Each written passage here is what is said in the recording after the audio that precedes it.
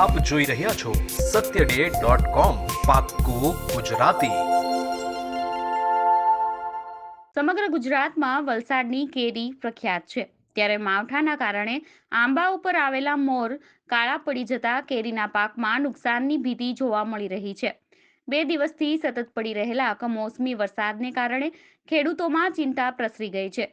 ત્યારે સત્ય ન્યૂઝની ટીમે કેટલાક ખેડૂતોની મુલાકાત લઈ તેઓના અભિપ્રાય જાણવાની કોશિશ કરી હતી।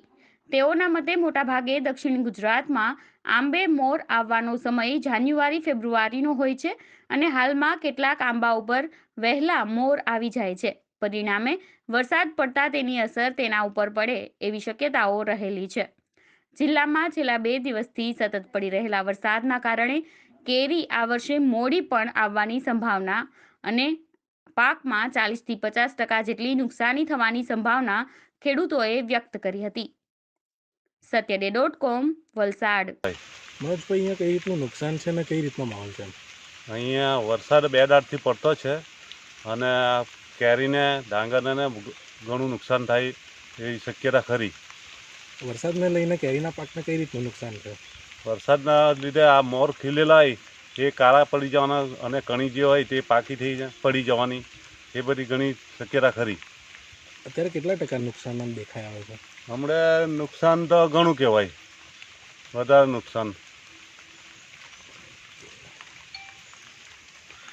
કેરીઓ દર વખતે વલસાડની અંદર જ્યારે આવી જતી હોય છે સમયસર, આ વખતે શું લાગે છે, કેરીઓ જલ્દી આવવાની સંભાવના ખરી વલસાડની અંદર? ના, હવે આ વરસાદ પડ્યો છે એટલે હવે ફૂટ પાછળ જવાની શક્યતા ખરી, કેમ કે વરસાદને લીધે જમીન પણ ખેડેલી એકદમ પાણીવાળી થઈ ગઈ અને પાછું ખેડવાનું ને પાછું ક્યારે ફૂટ નીકળશે એ પાછળ જવાની શક્યતા ખરી। ખાસ કરીને ઝાડની અંદર મોર આવવાનો સમય ડિસેમ્બર માસનો આસપાસ હોય છે, હા, તો શું લાગી રહ્યું છે બાબતમાં આપને?